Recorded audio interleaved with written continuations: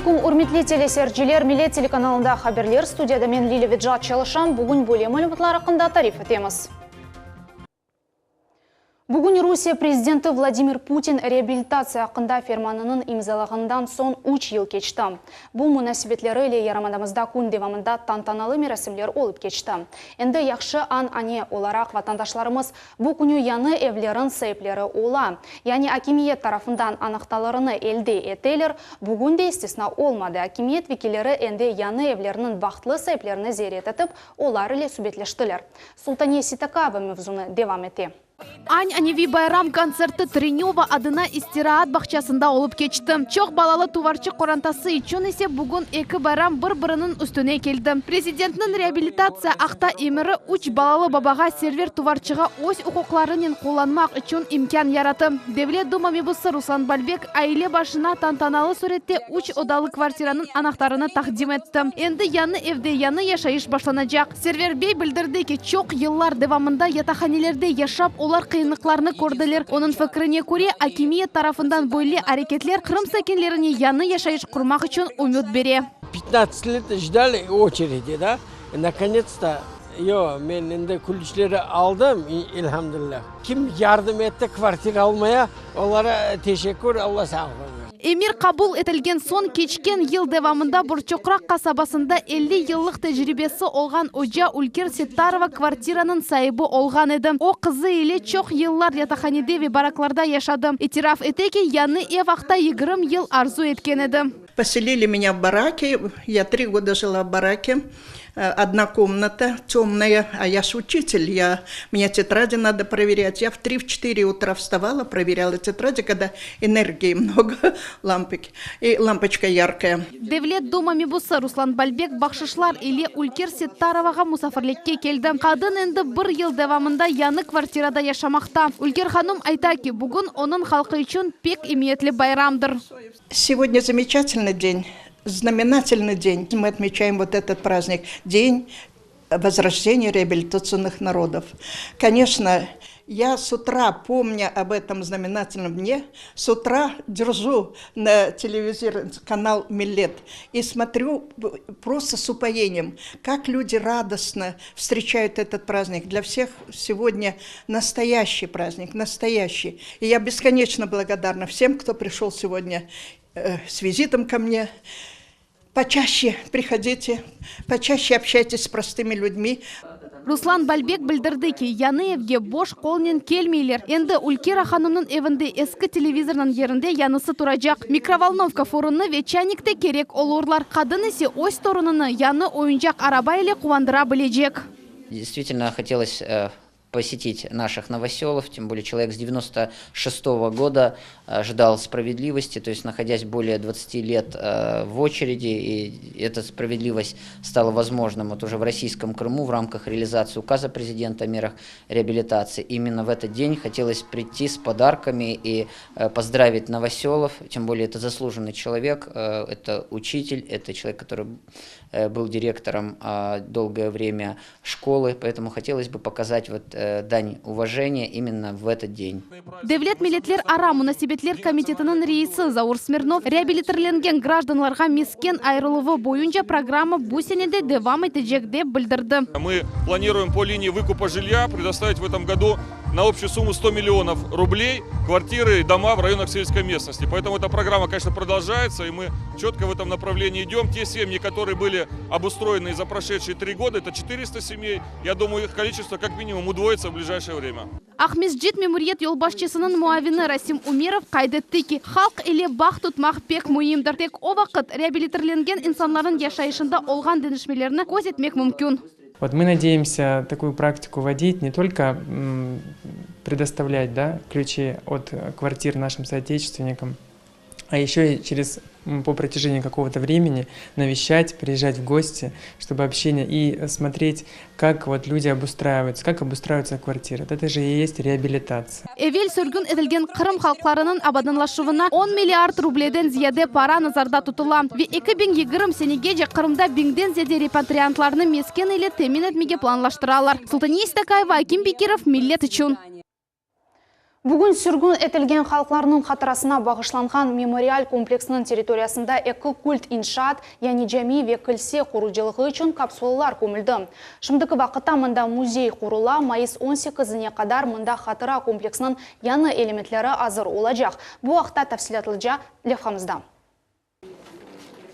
Тантаналы тедбір башланмаздан evvel Қырым мұсылманларының муфтисі капсуланы азырлай. Onun içine gelecek nesillерге mektup yerleştireyim.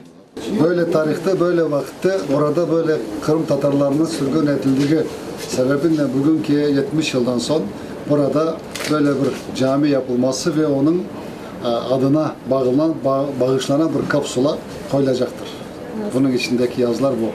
Gelecekte memorial kompleks olacak yerde şimdi muzey binası kurulan. Bundan gayrı kilise ve cami için eki inşaat var. Bunda eki konfesiyalar vekilleri kapsulalar komdiler. Başta musafirler gelecek camiye geçtiler. Kapsulanı Kırım muftisi Bakşesaray okrugunun papazı ile koydu. Tamam, bu hareket yarımadamızda olgan milletler ve dinler ara barışıklığın timsalidir.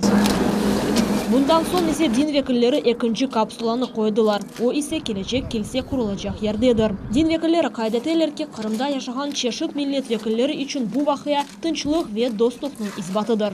Eğer bizler bugün Müslümanlar ve Hristiyanlar buradaki birlik beraberlikte yaşadıktan sonra bizim ardımızdan gelen torunlarımız, ballarımız, bizi görenler mutlaka bu diyalogu, bu birlik beraberliği, bu barışı bizden sonra da devam ederler diye çok umut etmekteyim.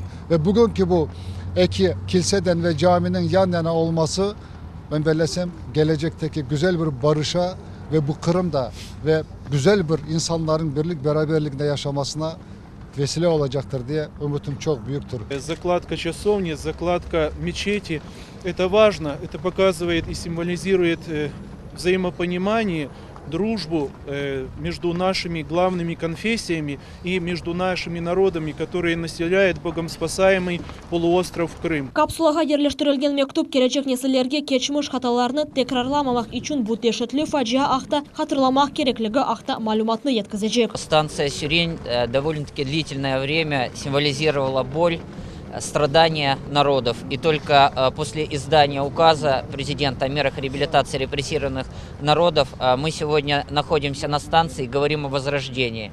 Мы именно в этот день, как дань уважения нашему президенту за этот документ долгожданный, который действительно с воодушевлением встретили все реабилитированные народы Крыма, потому что не осталось места для боли. И сегодня на освящение двух храмов, и православного, и мечети, мы говорим о том, что с возрождением духовности, и именно это начинается с традиционных религий, возрождаются реабилитированные народы. Крым очень много лет не видел вот такого единения, и то, что сегодня заложили два храма, здесь вместе представители двух конфессий, лидеры нашей конфессии, это очень знаково. Это говорит о том, что Крым сегодня растет, Крым сегодня продвигается, российский Крым, не только экономически, но и самое важное, духовно. Мы планируем к 75-й годовщине депортации закончить полностью строительство комплекса, и я надеюсь, что, конечно, мы увидим здесь в целом историю депортации, мы увидим самое главное, что народы возрождаются, это будет все отражено и в скульптурных композициях. Сюрень станциясында мемориал комплекс Кырымның реабилитирленген халықтар ғайрыдан текленуінің тимсали олacak.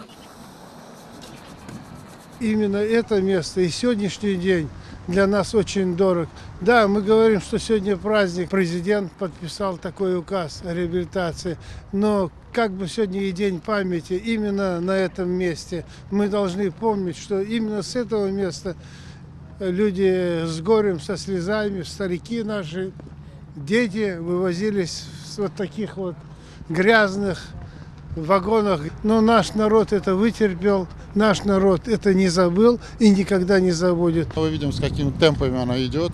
И 18 мая уже будет первая линия, уже в первую очередь открыта. Уже будут открыты главные ворота. Надеюсь, что, как были заложены сроки, что мемориальный комплекс будет закончен в свое время. Поэтому на 18 мая здесь будет очень большой, крупный молебен. Мында енді вагонның копиясы yerleştirildi. Tamam, böyle vagonlarda bizim vatandaşlarımız 1944 senesi sürgün etilgen ediler. Memorial Учневбет ile kurulan. Leyhaha binen bu kompleks muzey, stella, heykel, şadırvan, skemle ve kult inşaatlardan ibaret olacak.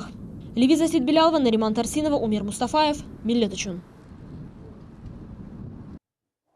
Бүгін бұтын күн девамында Тренева адына истираат бақчасында милли чадырлар чалышты. Әрбір халқының векелері милли емеклеріні, чалғы алетлеріні ве амилли сүслі санат нуминелеріні тақдим етілер.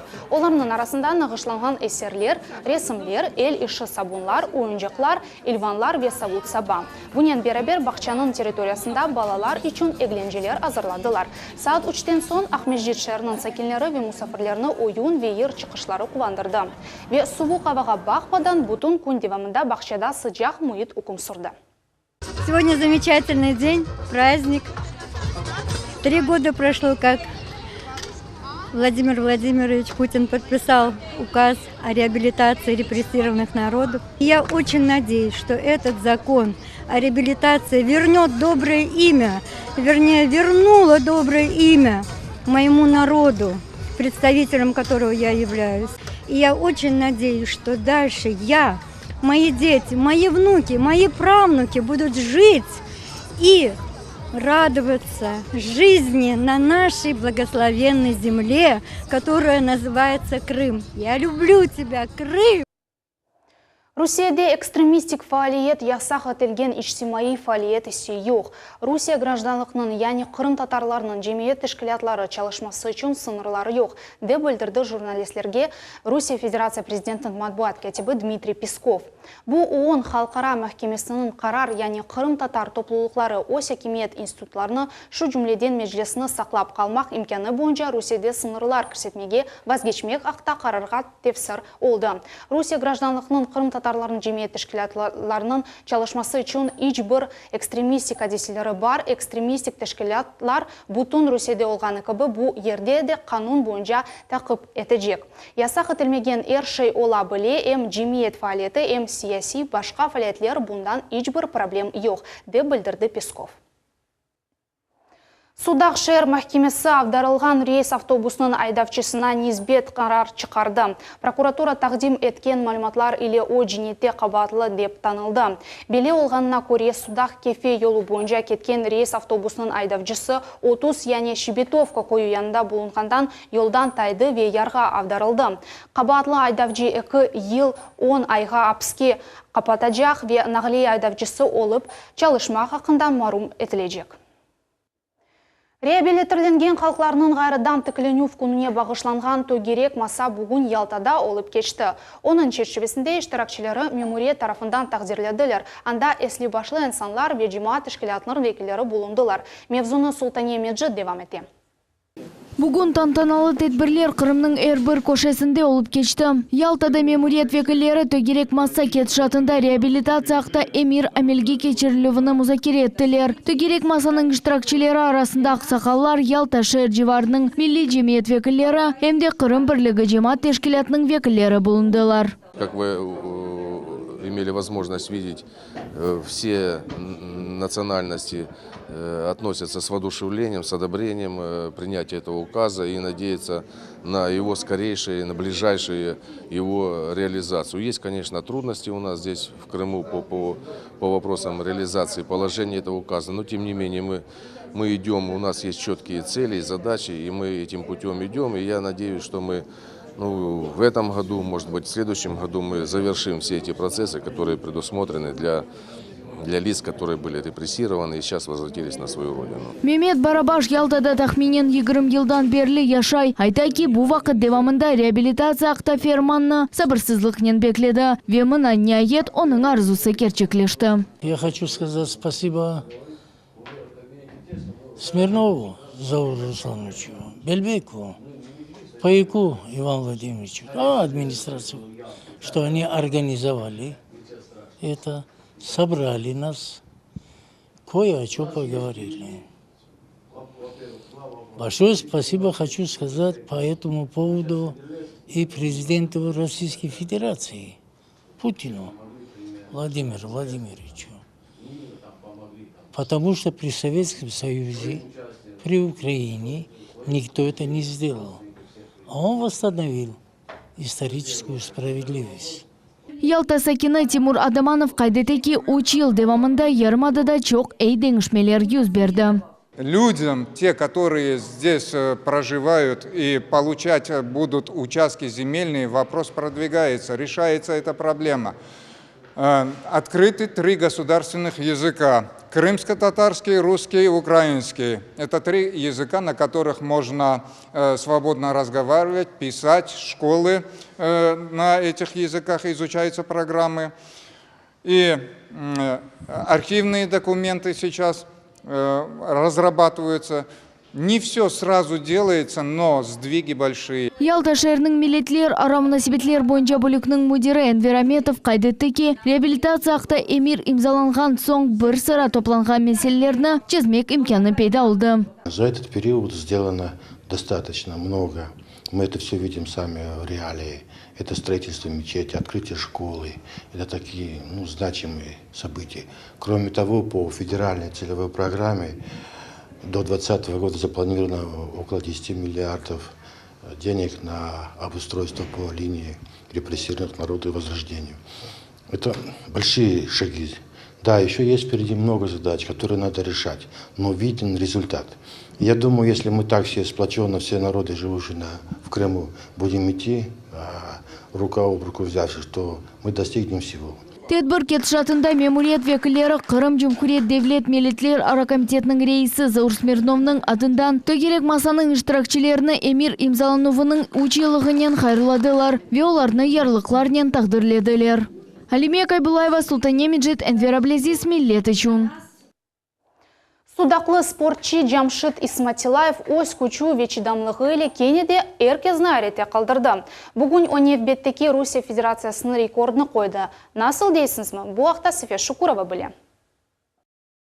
Судақ Сакины пауэрлифтинг бойынша спорт ұстасы юк наклеесінің трек пулы бойынша Русия ве Қырым рекордсмені Гиннес китабының рекорд сайыбы Жамшит Исматилаев реабилитацияқта эмир имзалануының училығына бағышлап Русия Федерациясының рекордыны қоймаға қарар алды. Мы планируем это внести в рекорд Гиннес, рекорд России. И можно это сопоставить с рекордом Гиннеса, потому что на такое большое количество ни один спортсмен на планете еще не ходил. Вот этим я, кстати, очень сильно горжусь, потому что я первопроходец. Это очень будет приятно, если кто-то в будущем будет пробовать перебить это. Огде турган вазифе енгіл дегеледім. Омузына 50 килолық штанганы алып, учан сув шелелесінден, дағлық ерден Айпетри дақ төпесіне етмек. Жамшит яқынлары еле елға чыға. Емінлік еле яны ерішмелерге қаршы адымлай. Достларының қол тұтуы Жамшитке күш ве еміндек берем. Юрий Гудзикевич Жамшитның досты. ОНД Эльбрусте олды. Уэрдайым спортчыға қол тұтаве әйе насиятлар берем. Погода, ветер, снег, то есть здесь руки затекают. То есть постоянно идет уклон где-то 15-20 градусов, это постоянно в напряжении, то есть это тяжело, это просто тут прогуляться налегке, когда штанга у тебя давит груз 50 килограмм. Но в среднем темпе идем где-то порядка 4 километра в час, плюс-минус. Мне это нравится, я советую, выходите из дома, двигайтесь, наслаждайтесь жизнью, и все у вас будет хорошо. Ава ося идеялерін азырлағанына бақмадан башта яғмур яғайды. Сонра есе хар, бұл Жамшитны тоқтатып оламады, чүнки оның мақсады бар еді, ве она ирешмек керек еді. Друзья, мы в пути уже 4-й час, пройдено более 9 километров, пошел 10-й километр. Дорога все вверх и вверх, но мы не сдаемся. Мы на сонке эна ғыр қысым қалды. Жамшит Исматилаев екі даққалық тенефюске тоқтай. Веяны күчнен yolunu devam etем. Nihayet o ось мақсадына етем. Наш президент Владимир Владимирович Путин подписал указ о реабилитации народов. И это как дань уважения предков. Я как крымский татарин этим теперь горжусь еще 2 раза больше, ибо это мне приятно, что именно крымский татарин поднялся и доказал, что ни 18, ни 8 километров это не проблема. Главное стремиться перед своими целями, ставить задачи и достигать их. Жамшит Исматилаевке onun жиені Рустем Исматилаев буюк дестек көстерді. Ода спортнен оғраша. Он меня мотивирует каждый раз, каждый рекорд его. Это для меня как бы дальнейшее работать, улучшаться, чтобы тоже стремиться к тому же, что и он пришел. Қырым батыры Жамшит Исматилаев омузына 50 килолық штанганы алып, 18 километр месафені 6 саат девамында дағлық ерлерде кечкен сон, она қол тұтқан әркезге тәшікірлер білдірді.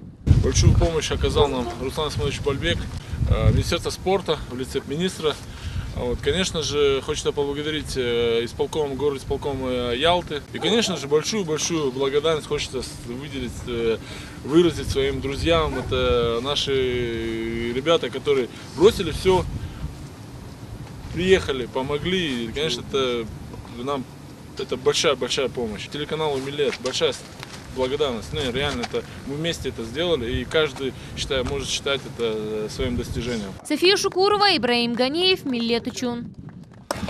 Уважаю, молодец.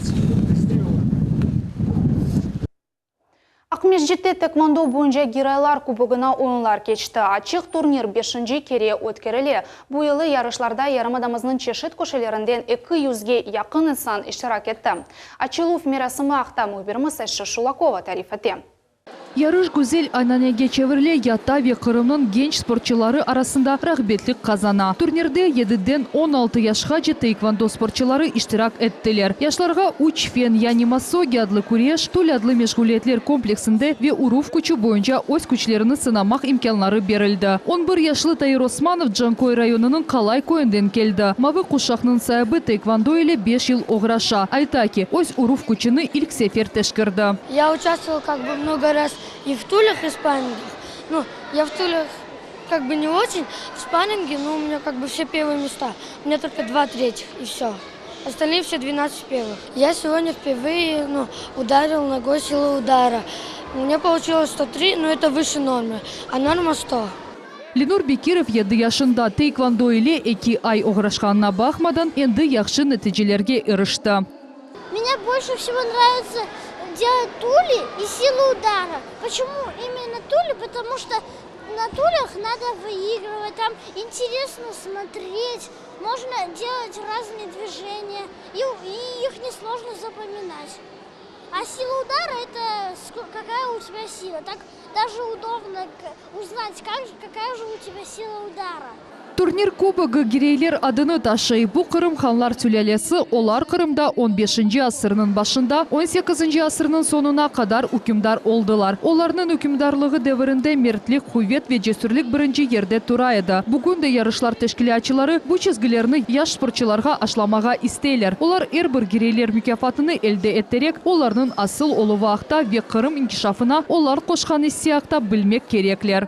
Каждый ребенок, получив медаль, он видит портрет гирея и уже хочет узнать о том турнире, в котором выступал. Мы этот турнир хотим вообще сделать более масштабным. Yaş sporçularını selamlamak için şerefli musafirler teşrif buyurdular. Rusya Federasyası'nın Devlet Duma mebussi Ruslan Balbek galipler takdirlenuvinde iştirak etti. O kaydetti ki, iştirakçilerinin yaşı küçük olğanına bakmadan, onlar irade güçlerini ve galibe kazanmak intiluvunu numayiş ettiler. Символично, что именно в день 21 апреля, в день издания указа президента о мерах реабилитации репрессированных народов, сегодняшними победами, я считаю, что наши дети продемонстрировали всему миру о том, что действительно мы возрождаемся, мы сегодня гордимся своими победами, в том числе и спортивными. Yarışның хэштегі beraber sağlam hayat tarzı için. Sport rağbetleştirilmekten ve yaşlar sportga celp etülüvünden gayrı mezkür yarışlar istidatlı sporçularını anıklamak maksadı ile geçirildi. Я думаю, для нас, для крымских татар и вообще для всего Крыма, эта династия очень много правила и имела свое очень обширное, серьезное государство, именно крымско-татарское государство. Поэтому для нас, крымских татар, именно этот кубок очень значимый. Sport nazirliginin vekilleri kaydettiler ki, Kırım Rusya ile birleşken son, Cumhuriyette sportga büyük dikkat ayrıla. Ежемесячно, наверное, наши дети являются представителями нашей республики на всероссийских соревнованиях. Республиканские, конечно же, проходят. Конечно же, в формате этих соревнований мы прослеживаем, проводится отбор перспективных ребят, которые в дальнейшем у нас будут выступать на всероссийских соревнованиях. Rusya Batırlıq Sanatı Federasyası'nın icra müdürü Deniz Kim tarif etti ki, bugün sport nazirliginin semerli işi sebebinden episi spor çeşitleri büyük adımlar ile ileriley. Эти мероприятия на сегодняшний день, они уже ежегодные, традиционные. Я думаю, что будут развиваться, и с каждым разом будем видеть все больше и больше участников. Это будет говорить о том, что и на сегодняшний день это видно, что данный вид спорта набирает обороты в популяризации. Resmi kısımdan son sportçılar turnirini sparring ile devam ettiler. Galipler fahri yarlıklar ve medaller ile takdirlendiler. Ayşe Şlokova, Akim Bekirov, Millet için. Білгеніңіз кебі шымды мұқаддес үш айлар девам етмекте. Бұл Рәджеп, Шабан ve Рамазан айларыдыр. Бұл айларның мұқаддес гежелері де бар. Рағайып, Мирач, Берат ve Қадыр гежелері. Рағайып гежесі мартның 30-дан 31-не олып кече. Апрелінің 23-24 күнлері арасындаки геже мұсылман әлемінде Мирач гежесі қайт етілежек. Бұл геже Қадыр гежесінден сон ең мұйым гежелерден бірі сайла. Мирач гежесі Пейғамберіміз Мұхаммед Мустафа саллаллаху алейхи ва саллям көклерге сех айтты. Женем ве женетні көріп, Аллахның өгінде тұрып, пейғамберлерінен көрішті.